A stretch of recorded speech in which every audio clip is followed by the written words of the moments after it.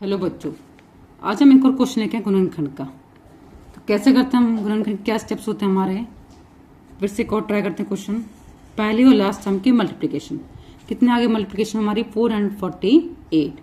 अब हमें इसके टुकड़े करने हैं बीच वाले टर्म के, और प्लस माइनस करने पे कितना आना चाहिए 64, और मल्टीप्लाई करने पे कितना आना चाहिए 448। तो इसके हम कैसे ट्राई करेंगे। तो बहुत बड़ी टर्म है, कई बार तो हम देख के बता देते हैं कि हाँ इसका ये होगा, लेकिन यहाँ पॉसिबल नहीं है। तो इसलिए हम गुणनखंड कर लेंगे किसके 448 के।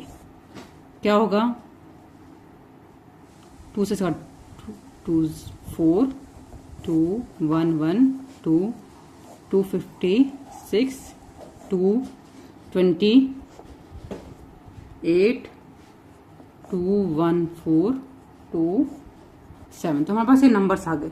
अब हमें इन नंबर्स को इस तरीके से अरेंज करना है कि मल्टीप्लाई करें तो ये आएगा ही आएगा 448। तो प्लस माइनस करने पे कितना आना चाहिए 64।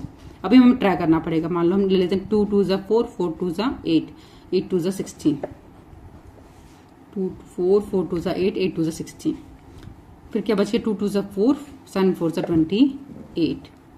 कितना आ गया, ये आ गया हमारा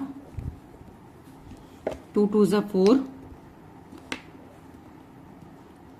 4 2 8 8 2 16। बच क्या गया 7 2 14 14 2 28। प्लस करने पे कितना आ रहा है 8 और 6 14 44। आना कितना चाहिए 64। तो हमारे पेयर्स नहीं बने। और ट्राई करते हैं 2 2 4 4 2 8। मान लो 8 ले लिया। दूसरा पेयर हमने क्या ले लिया 2 2 4 4 2 8 8 7 56। अब इन दोनों को हम ऐड करते हैं तो क्या आएगा हमारे पास 64।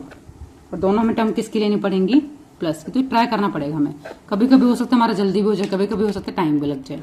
तो अब नेक्स्ट स्टेप हमारा क्या होगा 3 टर्म से 3 के अब हम क्या बना लेंगे 4। और कैसे लिखेंगे, इसको हमने स्प्लिट कर दिया। क्या लिख दिया इसकी जगह पे हमने 56x। किसी को पहले ले तो किसी को बाद में, उससे कोई फर्क नहीं पड़ता। पहले 3 टर्म थी, अब कितनी टर्म होगी 4। अब हम कॉमन लेंगे पहली 2 टर्म में से और लास्ट 2 टर्म में से। क्या कॉमन आ जाएगा 4, ये 4 से डिविजिबल होगा तो 4 कॉमन आ गया। x यहाँ भी x यहाँ भी है, तो क्या आ जाएगा x।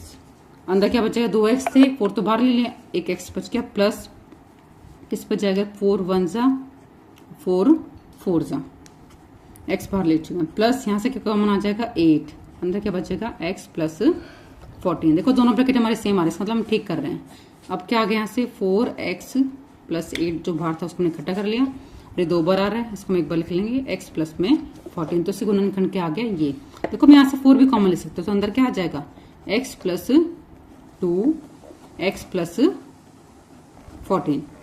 ये तो इसका एक मेथड था जो हमारे लिए बहुत लेंथी था। एक और मेथड क्या होगा इसको देखो, हम स्टार्टिंग में इसमें कॉमन आ रहा है, हम कॉमन ले सकते हैं। उससे हमारे लिए क्वेश्चन बहुत थोड़ा छोटा हो जाएगा, टाइम भी कम लगेगा। यहाँ से हम 4 कॉमन ले लेते हैं, 4 ये भी कॉमन आ जाएगा। 4 कॉमन ले लिया, अंदर क्या बच जाएगा एक्स स्क्वायर प्लस 4 1 जा 4 6 प्लस 4 2 जा 8 4 8 जा 32। तो अब हम इसका कर सकते हैं। यहाँ से हमने 4 कॉमन ले लिया। अब हमारे पास क्वेश्चन ये आ गया। ये थोड़ा हमारे लिए शॉर्ट पड़ेगा, क्यों, क्योंकि वैल्यू बहुत कम है, इसको हम इजीली कर सकते हैं। 7 4 जा 28 तो पेयर नहीं बने हमारे, 7 4 ये नहीं है। और देखते हैं 2 करके देखें 2 और 14 ये हो जाएगा। देखो दोनों किसे लेनी पड़ेंगे हमें प्लस की, तो ये हमारा पेयर बन जाएगा। सेम उसी तरीके से करेंगे इसको, लेकिन यहाँ पे वैल्यूज क्या होंगी हमारी थोड़ी छोटी होंगी, तो सॉल्व करने में टाइम कम लेगा, इजी रहेगा हमारे लिए। 4 को मैच के इस बाहर रख लेते हैं। एक्स स्क्वायर प्लस 16 की जगह हम क्या लिख देंगे 2x plus 14x plus 28। Next step क्या होता है फिर हमारा कॉमन। इन दोनों में से कॉमन लेंगे, कॉमन क्या आ जाएगा x, अंदर क्या बचेगा x प्लस में 2, प्लस यहाँ से क्या कॉमन आ जाएगा इन दोनों में से लास्ट 2 टर्म में से 14, अंदर क्या बचेगा x प्लस 2।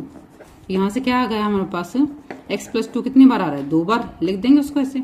बच क्या गया x प्लस में 14। देखो आंसर दोनों से सेम आया, लेकिन इसमें कितना कम टाइम लगा हमें, क्योंकि हमने इसमें कॉमन ले लिया। तो हम ऐसे भी कर सकते हैं, कोई जरूरी नहीं कि हम वैसे ही करें। क्वेश्चन को हमें इस तरीके से करना चाहिए क्वेश्चन, ताकि हमारा टाइम कम लगे और हमारे लिए ईजी हो, कैलकुलेशन थोड़ी जल्दी हो।